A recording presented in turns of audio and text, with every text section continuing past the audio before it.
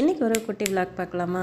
நம்ம எல்லாருமே பிள்ளைங்களுக்கு ஸ்கூலுக்கு ரொம்பவே ஈஸியாக செஞ்சு கொடுக்கலாம் அப்படின்னு நினைக்கிற ஒரே ஒரு ரெசிபி தான் லெமன் ரைஸ். அந்த லெமன் ரைஸையே ரொம்பவே டேஸ்ட்டாகவும் மனமாகவும் எப்படி செய்கிறதுன்னு ஒரு சப்ஸ்கிரைபர் கேட்டிருந்தாங்க. ஏன்னா அவங்க சொன்ன விஷயம் என்னன்னாக்கா, லெமன் ரைஸ் செஞ்சால் லைட்டாக கசக்குது அப்படின்ட்டு சொன்னாங்க. அந்த கசப்பு இல்லாமல் நம்மளால செய்ய முடியும் கண்டிப்பாக. இந்த ப்ரொசீஜரை ஃபாலோ பண்ணுங்கள். லெமன் ரைஸ்க்கு நல்லெண்ணெய் தான் நல்ல டேஸ்ட்டையும் மணத்தையும் கொடுக்கும். நல்லெண்ணெய் கொஞ்சம் அதிகமாகவே ஆட் பண்ணிக்கோங்க. நல்லா ஹீட் ஆனோன்னே கடுகு வெடிக்க விட்டுருங்க. நெக்ஸ்ட்டு கடலைப்பருப்பு, உளுத்தம் பருப்பு எதையும் நல்லா ப்ரௌனிஷ் வர வரைக்கும் நல்லா வதக்கி விட்டுக்கோங்க. மஞ்சத்தூள் கொஞ்சமாக ஆட் பண்ணிக்கோங்க. நெக்ஸ்ட்டு கருவேப்பிலை, ஒரு பச்சை மிளகாய் இதையும் ஆட் பண்ணிக்கோங்க. கீரி விட்டு ஆட் பண்ணுங்கள், அப்போ தான் கொஞ்சம் காரமாக இருக்கும். நெக்ஸ்ட்டு பெருங்காயத்தூள், உப்பு இதையும் ஆட் பண்ணிக்கோங்க.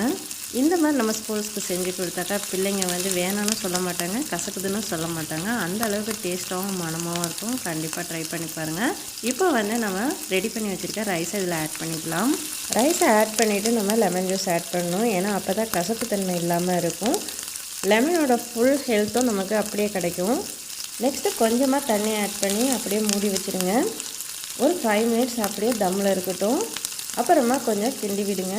பார்த்தீங்கன்னா நல்ல உதிரியாக சூப்பராக இருக்கும். லெமன் ரைஸ் நல்ல மனமாக டேஸ்ட்டாக இருக்கும். கண்டிப்பாக ட்ரை பண்ணி பாருங்கள். இந்த லெமன் ரைஸ் ரெசிபி என்னோடய சப்ஸ்கிரைபர் கேட்டிருந்தாங்க. அதுக்காக மட்டும்தான் இந்த வீடியோவை அப்லோட் பண்ணியிருக்கேன். என்னோடய லைஃப் ஸ்டைல் பிடிச்சிருந்தா கண்டிப்பாக சப்போர்ட் பண்ணுங்கள். தேங்க்யூ ஃபார் வாட்சிங்.